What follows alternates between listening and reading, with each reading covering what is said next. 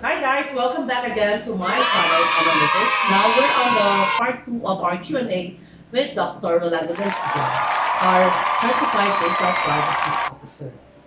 So sir, are you ready? I'm ready. While we're taking our coffee. So this is the part 2 of our Q&A. So please pick one question.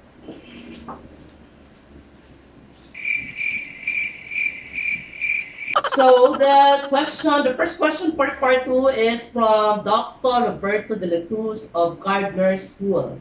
The question is, do you have training about data privacy to be conducted so that people are more aware about the essential of this matter to the improvement of a certain institutions or offices? Okay, first, there's a lot of institutions that offers training for certification for data protection officer. First, we have the National Privacy Commission who is conducting it for free. Mhm. And all you have to do is to contact the National Privacy Commission and the PICC for more details. But professionally speaking, I'm also conducting my own certification on data protection officer, the following institutions. First, here at the GK College, you can find the address at the instructions below. Second is at the University of the East. You can also find the contact details on the lines below. Third is at the Perpetual Health System in Region 4 in Binyan, Laguna. You can also find the contact details, the bottom part of this screen. Fourth is I'm also conducting TUV certification program. Contact TUV Rhineland in the Philippines at the certification below. And the last one is at PMAP with the contact details and the addresses below. For these certification programs, training and certification program be conducted by the mentioned institutions, and there you can be certified as certified data protection officer, and will get full knowledge about what the data privacy is all about and how will you protect your organization's personal information. By the way, I would like to thank Analytics for this wonderful t-shirt. Yes. That is Analytics. She is Analytics. Shirt, Analytics. Okay. Thank you for giving me this very nice shirt. Okay, sir. Second question. Second question. Okay, the second question is coming from Professor Romeo Rabahante from Ateneo de Zamboanga University. So he has 4 questions too. Okay. The first question is, when we can say that we violated the data privacy law? Okay. When you, the question is, when can you say that you have violated data privacy law? First, for the organization, if there is a breach. Second, if the potential penalties and listed under the Data Privacy Act was violated. Among this is the non-disclosure of personal information, improper disposal, combination of any acts, malicious disclosure, concealment of breach, and among others. That is the violation of the Data Privacy Act. Or if you process any personal data without any consent from the data subjects or the individuals concerned. That is one these are the manifestations of one has violated the Data Privacy Act of 2012, and among other things listed the Data Privacy Act of 2012. Okay, so for question number 2, sir, so where we can file a complaint in case our rights were violated, and what are the possible research agenda of data privacy? What's the Privacy, possible yes. research agenda? Yes, research agenda, and where we can file the complaints against Okay. our rights. If you think that you have your privacy rights has been violated, you may file a complaint to the National Privacy Commission. You can send an email at complaints@privacy.gov.ph. In terms of research and other trusts of the Commission, there's an existing research trust of the National Privacy Commission wherein if you're into research, you can send researchers related to data privacy in the Philippines. Okay, sorry. For the last question, I think this is very interesting question because this is about students. So what are the best way to teach our students regarding data privacy? Well, the best way to teach the students regarding data privacy is the total awareness that their personal information should not be compromised as far as the Data Privacy Act is concerned.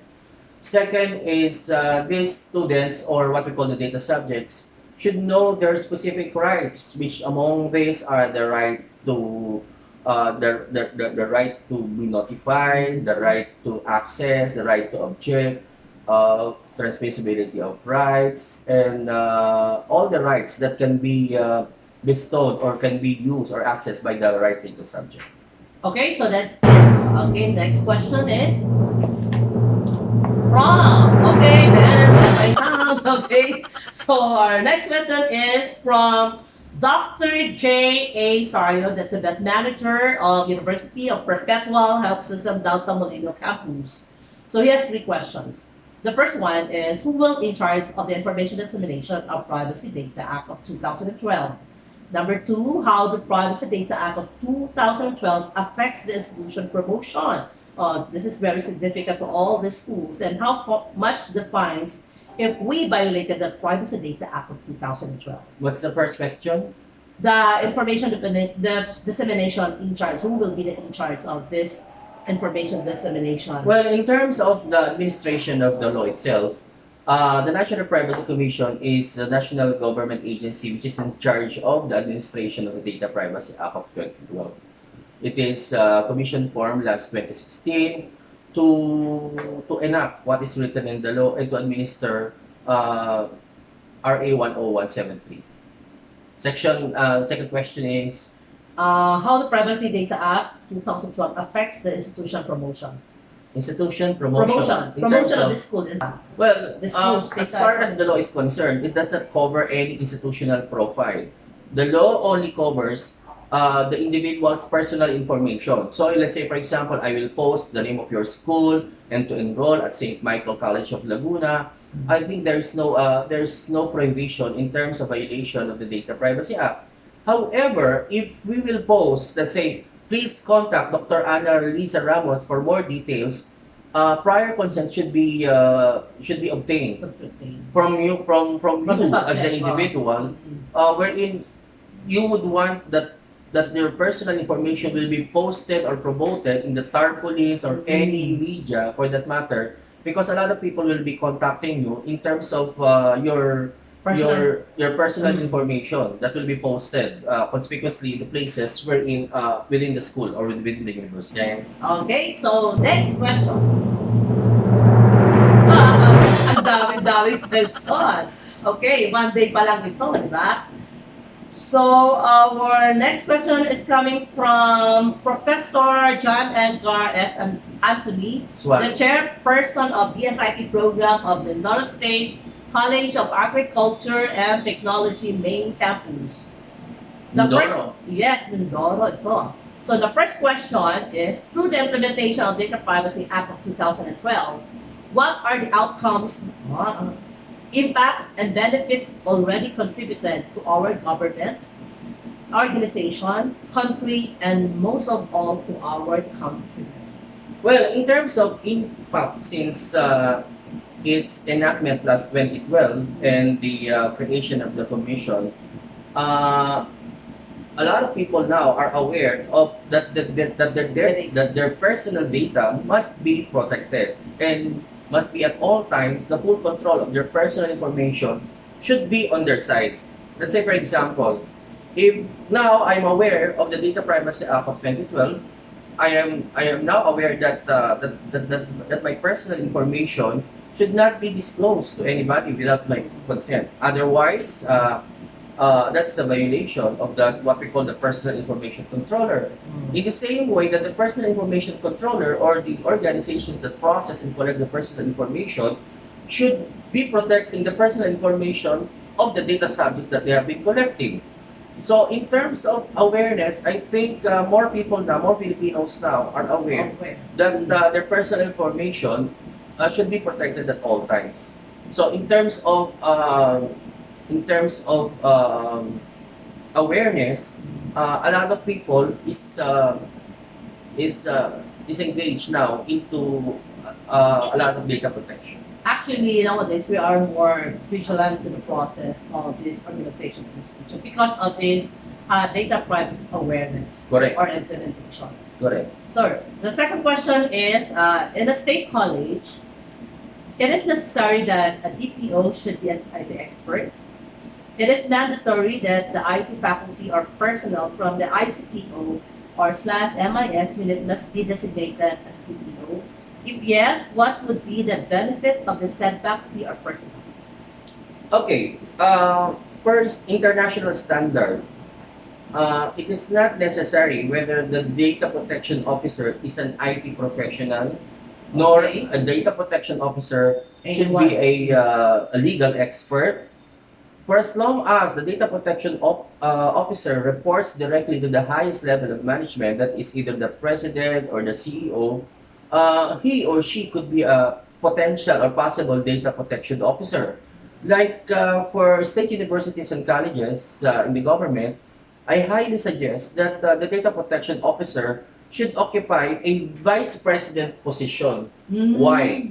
Because a vice president position, unlike a position lower than the vice president, like the deans, the registrar's office, or even the controller, or even the chief accountant, or even the student affairs office, these positions holds a majority of the personal information of the school. So, in my own personal capacity, there's a conflict of interest when it comes to the position of a DPO. Unlike if the data protection officer is of the level of the VP, that means the full implementation of the Data Privacy Act within the state university or colleges will be acted upon accordingly. So, the execution of the mandatory compliance will be easily executed if the DPO occupies a better and higher level of management. So what about in the private institution?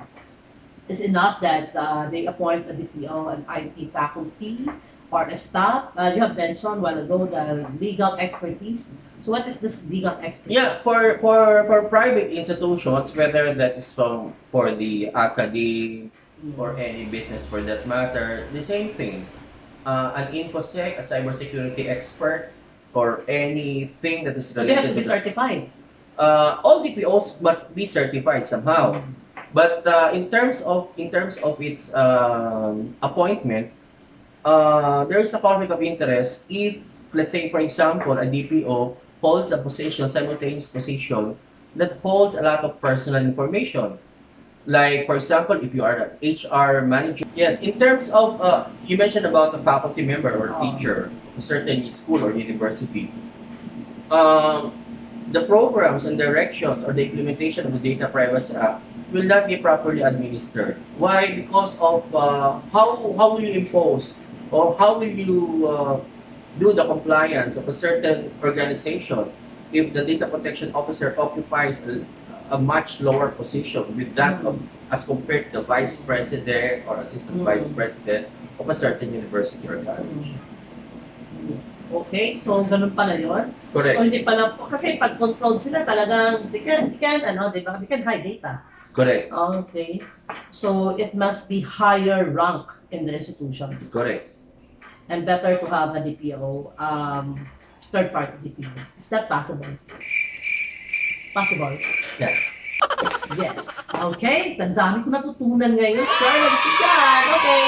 So our next question is coming from Dr. Mark Anthony Sabile, a graduate school professor of Southville International School and Colleges, and also he's a professor of Pamantasan ng Lungsod ng Muntinlupa. PL Moon. Okay, he has two questions. What are the challenges of beauty contest and constraints in ensuring data privacy in the different companies? Okay, first, one challenge is the one I mentioned earlier, the appointment of a data protection officer. Now, once you have appointed a data protection officer, the next challenge is the expertise and knowledge of the appointed DPO. He or she must be properly equipped with the tools and processes that goes within the position of a data protection officer. After that, after the appointment of a DPO, the next challenge is how to comply with the other pillars of compliance, like the privacy impact assessment, the privacy management program, the personal data protection measures, and the breach management program. Right now, in the Philippines, a lot of DPOs were appointed for the purpose of having an accountable person within an organization. But the thing is, full training must be done, or must all these DPOs must undergo full training in terms of its certification for them to be properly equipped. You know what, Anna, in the Philippines, the most sought after position now, or yung tinatawag na trabaho ngayon, is the data protection officer, which rarely exists in the Philippines. Actually, ang hirap maghanap ng Sir, DPO. Okay, so it is enough that they have attended only one training? Diba you have training, a certain 15 days training or 10 days training? Is that enough? Even if you have attended at least a 5-day or 3-day training or certification on data protection officer, it is not enough. So you have to be expert. An expert DPO should have, number one, the full knowledge of the business itself, should have the full knowledge of the existing laws in the Philippines, like what are the parameters surrounding this Data Privacy Act of 2012. And the third is the proper expertise in executing the breach management process. Because in the Philippines, when we talk about Data Privacy Act, the top most concerns of an organization includes the following: the consent, the compliance, the rights of the data subject, profiling of customers. For profiling of data subjects is very important because the law only allows profiling in terms of the summary or statistics, but profiling for targeted marketing is not allowed. Sir, is the National Privacy Commission verify the qualification of this DPO?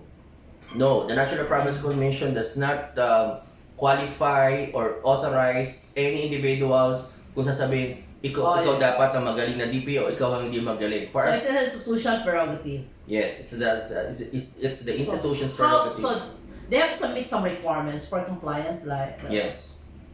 When an appointed DPO is appointed as a DPO of an organization, the DPO paper should be submitted to the National Privacy Commission. Well, what if that DPO is not an expert, but they are the one appointed by that institution? Okay, the implementation of the law or the administration of the Data Privacy Act compliance within an organization might fail. You know what? Analytics. The most important aspect of the Data Privacy Act when it comes to the organization's image when they violate the Data Privacy Act is the reputational risk. For example, you're a bank, you're a school, tapos napatunayan meron kang data breach.